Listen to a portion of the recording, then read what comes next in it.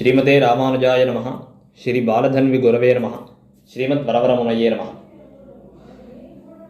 ஆண்டாளுடைய பரமானுகிரகத்தினாலே இந்த திருப்பாவையின் உட்பொருள்கள், வேதமனைத்துக்கும் வித்தான இந்த திருப்பாவையின் உட்பொருள்களை நாம் இந்த மார்கழி முழுவதுமாக அனுபவித்து கொண்டு வந்தோம்.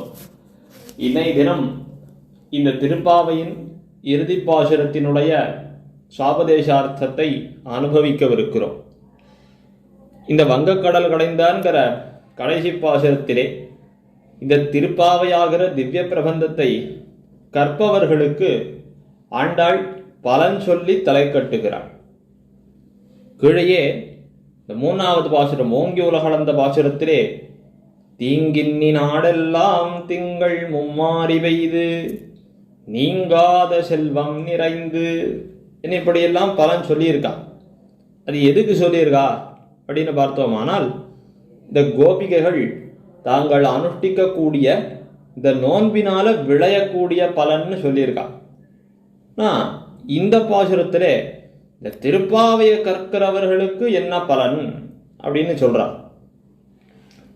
கண்ணன் கீதையில் அருளிச்சிற வார்த்தை. இவ்வளவு நாள் நம்ம இவ்வளவு சாபதேசங்கள் உட்பொருள்கள்னு சிலதெல்லாம் பார்த்துட்டு இருந்தோம். அதுல அங்கங்கே கீதையினுடைய சில அர்த்த விசேஷங்களையும் அனுபவித்தோம் அல்லவா. இப்படி இந்த கீதாச்சாரியன் சொன்ன வார்த்தை அதையும் இந்த இடத்துல நம்ம பார்க்கணுமே. கர்மண்யேவாதிகாரஸ்தே மா பலேஷு கதாச்சனா, ஒரு பலனையும் விரும்பக்கூடாது அப்படின்னு சொல்லியிருக்கானே கண்ணன். இப்போ இந்த இடத்துல நமக்கு பலன் சொல்றதுங்கிறது கூடுமோ அப்படின்னு கேட்கலாம். பலனை விரும்பக்கூடாதுன்னு எம்பெருமான் ஏன் சொன்னான் அப்படின்னா, நாம ஒரு பலனை விரும்பினால் ஏதோ தாழ்ந்த பலனை விரும்புவோம். எம்பெருமான் அனுகிரகம் பண்ணா உயர்ந்த பலனாக அனுகிரகம் பண்ணுவோம். ஏன்னா உயர்ந்த ஒரு பலனை விரும்புறதுக்கு நமக்கு தெரிய மாட்டேங்கிறது.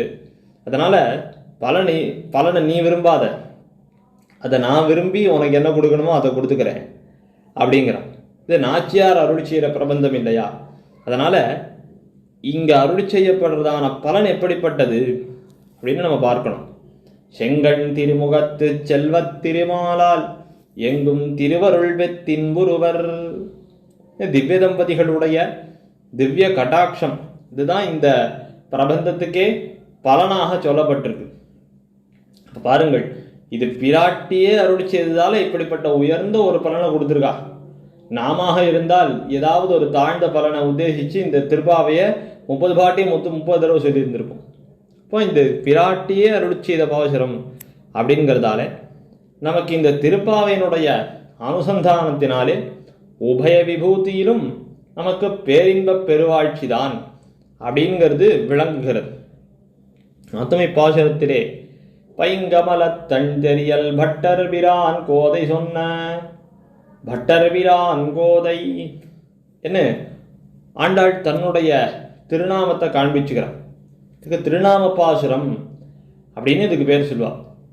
ஆழ்வார்களிலே 5 பேர், முதலாழ்வார்கள் 3 பேர், திருப்பாணாழ்வார், திருமணிஷப்பிரான், இந்த 5 பேரை தவிர மற்ற எல்லாரும் தங்களுடைய திருநாமங்களை தங்கள் பிரபந்தங்களின் கடைசி பாசுரங்களிலே அல்லது ஒரு பதிகங்களுடைய கடைசி பாசுரத்திலேயும் பொறித்து வைத்திருக்கிறார்கள்.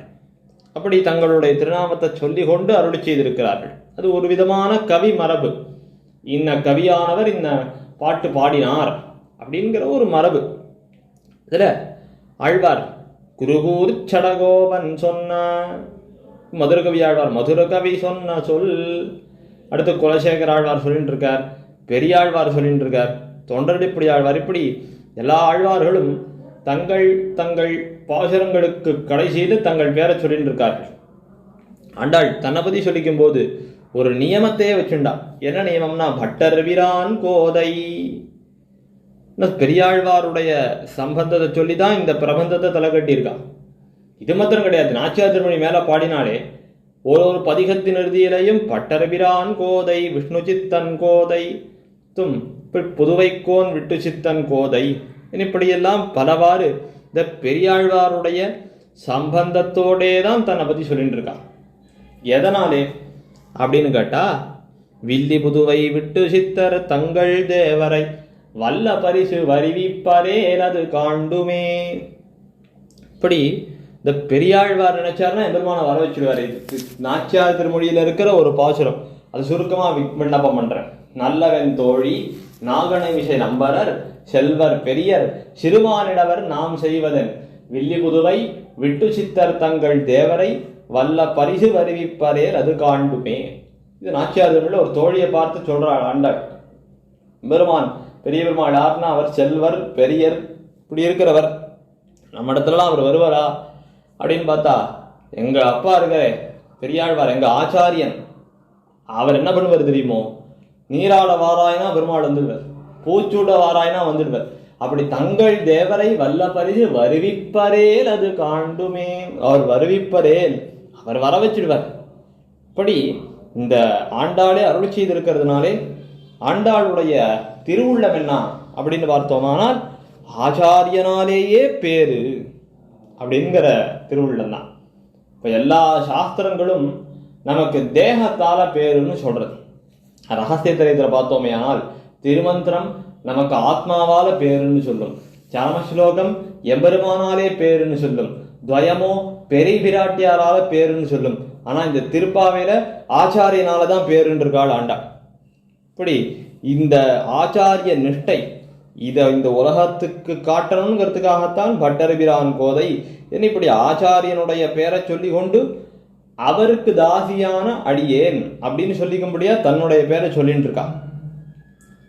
இப்படியாக இந்த ஆச்சாரிய நிஷ்டையையும் சொல்லி கொண்டு ஆண்டாள் இந்த பிரபந்தத்தை தலை கட்டி இருக்கிறாள். இப்ப காஞ்சி சுவாமி இதை வச்சுட்டு சொல்றார்.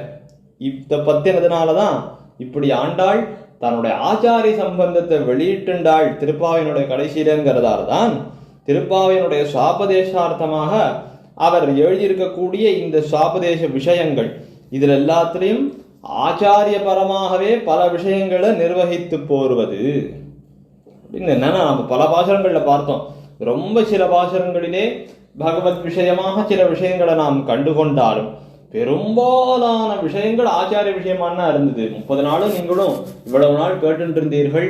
கேட்கறது எப்பேற்பட்ட பாக்கியம், சொல்றது அடியனுக்கு பாக்கியம். இதெல்லாமே ஆச்சாரிய விஷயமாவே இருந்தது பார்த்தேடோ. இதெல்லாம் எதனாலே அப்படின்னா ஆண்டாளுடைய ஆச்சாரிய நிஷ்டை. திருப்பாவைக்கு உட்பொருளாக விளங்கினவர் ஆச்சாரியன்.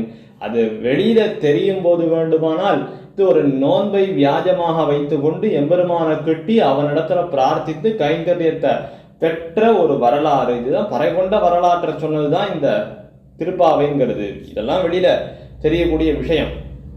அது எல்லாத்துக்கும் மேற்பட இந்த ஆச்சாரியன் ஆச்சாரிய சம்பந்தம் ஆச்சாரியன் திருவடிகளையே நாம் பத்தி இருக்க வேண்டியது அப்படிங்கிற இந்த சரம பர்வ நிஷ்டைதான் இந்த திருப்பாவையினுடைய உட்பொருளாக விளங்கி இருக்கிறது அப்படின்னு ரொம்ப நுட்பமாக சுவாமி இந்த திருப்பாவையினுடைய சுவாபதேசார்த்தங்களை எல்லாம் அருளி செய்திருக்கிறார். அப்ப இத எதுக்கு சுவாமி அருளி செய்தாருங்கிறத சொல்லிட்டு கடைசியா அதை எழுதுறார் சுவாமி. இதில் உள்ள விசேஷார்த்தங்களை எல்லாம் விரிவாக தெரிந்து கொள்வதற்கு ருச்சியை உண்டாக்கினபடி இது. இப்படி ஆச்சாரியன் விஷயமாகவே காண்பிக்கப்பட்டதான இந்த பிரபந்தம், அதுல இருக்கிற இந்த சுவாபதேசங்களை எல்லாம் சொன்னால் மேற்கொண்டு இந்த திருப்பாவையை விரிவாக அறிந்து கொள்ளுவதற்கு ருச்சி உண்டாகும் அப்படிங்கிறது தான் இந்த சுவாபதேச பொருள்களுக்கெல்லாமே விளக்கமே. காஞ்சி சுவாமி எவ்வளவு பரம கிருபையோடு இந்த திருப்பாவையினுடைய உட்பொருள்களை எல்லாம் நமக்கு கொடுத்திருக்கிறார். எவ்வளவு நன்னாக எழுதி இதை எல்லாரும் நன்னாக வாசிக்கும்படியாக கிரந்தமாகவே பண்ணியிருக்கிறார். திருப்பாவைக்கு மட்டுமே சுவாமி பலவேறு விதமான உரைகளை கொடுத்திருக்கார். ஏன்னா பலவேறு விதமான வியாக்கியானங்கள் சுவாமி திருப்பாவை உபன்யாசமே 53 தடவை பண்ணியிருக்கிறார். என்ன சுவாமி காலத்துல வாழ்ந்த பெரியோர்கள் எல்லாரும் இன்னைக்கு நமக்கு தெரிவிக்கிறார்கள். ரொம்ப ஆச்சரியமான விஷயம் இல்லையா? அப்படிப்பட்ட சுவாமி அருள் செய்த அர்த்த விசேஷங்களை எல்லாம் இந்த மார்கழி மாசத்திலே அடியன் யதாமதி யதாசக்தி யதா அவகாசம் ஒருவாறு விண்ணப்பம் செய்திருக்கிறேன். இது ரொம்ப ஆச்சரியமான ஒரு விஷயம். என்னன்னு கேட்டாங்க, இது பட்டர் அருள் செய்கிற விஷயம். நேற்றுக்கே ஒரு விஷயம் சொல்லியிருந்தேன். இந்த சித்தஞ்சிறுகாலை பாசுரத்தின் விஷயமா ஒரு ஐதிஹியம் இருக்கு அப்படிங்கிற ஒரு விஷயத்தை சொல்லியிருந்தேன். அது என்னங்கிறத இப்ப சொல்றேன். பட்டர் திருப்பா உபன்யாசம் பண்ணிட்டு இருந்தார். அப்ப சொல்றார், தினந்தோறும் விடிய காலத்தால் எழுந்து இந்த ஆண்டாள் அருள் செய்த திருப்பாவம் 30 பாசுரங்களையும் எம்பெருமான் திருமுன்பே விண்ணப்பம் செய்ய வேண்டியது அப்படின்னு. அப்போ 30 பாசுரம் திருப்பாவையும் நித்தியமும் சொல்லணும் பெருமாள் முன்னாடி. அப்போ ஒருத்தர் எழுந்து கேட்டாராம் பட்டர் இடத்துல, 30 பாட்டும் சொல்றதுக்கு அவகாசம் இல்லைன்னா என்ன சுவாமி பண்றது? ஏன்னா நமக்கு இன்னைக்கு அவகாசம் இருக்காதுன்னு அன்னைக்கு அவருக்கு தெரிஞ்சிருக்கு போல் இருக்கு. அவர் கேட்டிருக்கார். இதுக்கு பட்டர் சொல்றார், சித்தஞ்சிறுகாலே ஒரு பாட்டையாகிலும் சொல்ல வேண்டியது. என்ன சித்தஞ்சிறுகாலே ஒரு பாட்டு? அப்ப பாருங்கள், சித்தஞ்சிறுகாலே ஒரு பாட்டு. நேற்றுக்கே பார்த்தோம், இதுதான் சம்பிரதாய சாரார்த்தத்தையே கொடுக்கிற விஷயம். இது திருப்பாவைக்கு மாத்திரம் சாரம் கிடையாது, சிவைஷ்ணவத்தையே சாரதமமா கொடுத்துட்ட பாசுரம். அதனால இந்த ஒரு பாசுரத்தையாகிலும் சொல்ல வேண்டியது. அதுவும் சொல்றதுக்கு அவகாசம் இல்லைன்னா நாம் இருந்த இருப்பை நினைப்பதுன்னு பராசர பட்டர். நாம் இருந்த இருப்புனா பராசர பட்டர்னு ஒருவர் இருந்தார், அவர் திருப்பாவையிலேயே போது போக்கினார் அப்படின்னு நினைத்திருக்கக்கூடிய இருப்பு. இது ரொம்ப சுலபமா இருக்கே சுவாமி. அப்ப பட்டர்னு ஒருத்தர் இருந்தாருங்கிறத நாங்க நினைச்சுக்கிறோம். சித்தஞ்சிறுகாலை கூட சொல்றதுலேயே நம்ம சொல்லக்கூடாது. ஏன்னா பட்டர்னு ஒருத்தர் இருந்தார், திருப்பாவ உபன்யாசம் பண்ணாருங்கிறது மட்டும்தான் நம்மளால நினைச்சுக்க முடியும். அந்த பாவ தசை, பட்டர் எவ்வளவு ஆச்சரியமா அந்த பாவ தசையோட சொல்லி இருப்பாருங்கிறதெல்லாம் நமக்கு தெரியாதோ இல்லையோ. இன்னைக்கு பலவாறு திருப்பாவ உபன்யாசங்கள் இன்னைக்கு நிறைய இடங்கள்ல நடக்கிறது, நிறைய பண்றோம். திருப்பாவ உபன்யாசங்கள் பேசுறவா அடியனை போன சிறுவர்கள்லாமும் நிறைய பேர் நிறைய பேசிட்டு இருக்கோம். அப்படி பேசக்கூடியவர்கள்லாம் பார்த்தோமே ஆனால் திருப்பாவையில் இன்னும் சுவாபதேசங்கள் இருக்கு, திருப்பாவைக்கு இன்னும் ஆச்சாரியால் என்னென்ன வியாக்கியானங்களை பண்ணி இருக்கிறார்கள், நிறைய விஷயங்கள் சொல்றோம். ஆனால் உண்மையாக இப்படியான ஒரு இந்த ஆண்டாளுடைய இந்த பாவ தசை அது பட்டர் போன்ற பேராசிரியர்களிடத்துல இருந்தது அப்படின்னுங்கிற அளவுக்கு ஆராலையுமே சொல்ல முடியல. அதனால்தான் எம்பெருமானார் ஆண்டாள் தானே சொல்லி தானே கேட்கும் இத்தனைனர். இந்த ஆண்டாளுடைய பாவ தசை இருக்கே, அதை ஆண்டாளே தான் சொல்லிக்கணும், ஆண்டாளே தான் கேட்டுக்கணும். நம்மால சொல்லவும் முடியாது, கேட்கிறவர்களுக்கு புரிய வைக்கிறதும் முடியாதுன்னுட்டார். அப்படிப்பட்ட தசையோ இல்லையோ. அப்ப அந்த தசையோடு பட்டர் எழுந்தருடைய இருந்த நிலையை நினைக்க முடியுமோ நம்மால? நமக்கு பராசர பட்டர்னா திருவரங்கம் பெரிய கோயிலே ஆழ்வானுக்கர்கள் எழுந்திருக்கிற பட்டர் தான் நமக்கு நினைவுக்கே வர. ஒரு திருப்பாவை என்னமா சொல்லிட்டு இருந்தார், அதெல்லாம் நமக்கு நினைவுக்கு வருமா? அப்ப நம்ம என்ன பண்ணணும்னா நித்தியம் திருப்பாவை 30 பாட்டையும் சொல்லணும், அவகாசம் இல்லைன்னா சித்தஞ்சிறுகாலையாச்சும் சொல்லணும். அதையும் எப்படி சொல்லணும்? இவ்வளவு சுவாபதேசத்துல இது ஆச்சாரியின் திருவடிகளே சரணம்ங்கிற ஒரு விஷயத்தை காண்பிச்சாலே ஆண்டாள், அந்த ஆச்சாரிய விஷயமாக நம்ம ஆச்சாரிய பரமாக எம்பெருமான் திரும்ப விண்ணப்பம் பண்ணணும். எவ்வளவு ஆச்சரியம் பாருங்கள். எம்பெருமான் முன்னாடி போயிட்டு இப்படி ஆண்டாள் கண்ணனை குறித்து பாடின திருப்பாவை அப்படின்னு பாடுவதை காட்டிலும் அந்த ஆச்சாரியனை நினைத்து கொண்டு எம்பெருமான் திருமுன்பே நாம் சேவிக்கிறோம் அப்படின்னா இது திருப்பாவை எம்பெருமான் திருமுன்பே ஆண்டாள் விண்ணப்பம் செய்ததுங்கிறது ஒரு புறம் இருந்தாலும் நம்முடைய ஆச்சாரியன் விஷயமாக எம்பெருமான் திருமுன்பே சொல்லி காண்பிக்கிறோம். என்ன ஆச்சாரிய நிஷ்டனாக இருக்கிறான் இவன் அப்படின்னு எம்பெருமானே ஒரு நிமிஷம் தலையசைப்பரோ இல்லையோ. அது எத்தனை ஆச்சரியம் பாருங்கள். இப்படி திருப்பாவைக்குன்னு நம்முடைய பெரியோர்கள் இப்படிப்பட்ட ஒரு முக்கியத்துவத்தை தந்திருக்கிறார்கள். அந்த திருப்பாவையினுடைய உட்பொருள்கள் சிலவத்தை இந்த சேனல்ல, திருநாரணந்தாள்ங்கிற சேனல்ல இந்த மார்கழி முழுவதுமாக நாம் அனைவரும் அனுபவித்து கொண்டோம். இதுல குறைகள் நிறைய இருக்குமே, ஆனால் பெரியோர்கள் அடியனை திருத்தி பணிகொள்ள வேண்டுமாய் பிரார்த்தித்து கொண்டு அடியனுடைய இந்த உரையினை நிறைவு செய்து கொள்ளுகிறேன். வங்கக் கடல் கடைந்த மாதவனை கேசவனை திங்கள் திருமுகத்து சேயிழையார் சென்னிரஞ்சி அங்கப் பறை கொண்ட வார்த்தை அணிபுதுவை பைங்கமலத்தன் தெரியல் பட்டர்பிரான் கோதை சொன்ன சங்கத்தமிழ் மாலை 30 தப்பாமே இங்கி பரிசுரைப்பார் 2 மால் வரைத்தோள் செங்கண் திருமுகத்து செல்வத் திருமாலால் எங்கும் திருவருள் பெத்து இன்புருவரம்பாவாய். ஸ்ரீமத்யை விஷ்ணு சித்தார்ய மனோநந்தன ஹேதவே நந்தநந்தன சுந்தர்யை கோதாயை நித்யமங்கலம். ஸ்ரீமன்மகாபூதபுரே ஸ்ரீமத் கேசவயத்வனः காந்திமத்யாம் பிரசூதாய யதிராஜாய மங்களம். ஸ்ரீமதே ரம்யஜாமாத்ருமுனீந்திராய மகாத்மனே ஸ்ரீரங்கவாசினே பூயாத் நித்யஸ்ரீர்நித்யமங்கலம். ஸ்ரீமதே சௌமியஜாமாத்ருமுனிபாதாப்ஜவாசினே அண்ணங்கரார்யவர்யாய நித்யஸ்ரீர்நித்யமங்கலம். ஆழ்வார் திருவடிகளே சரணம், ஆண்டாள் திருவடிகளே சரணம், எம்பெருமானார் திருவடிகளே சரணம், ஜீயர் திருவடிகளே சரணம்.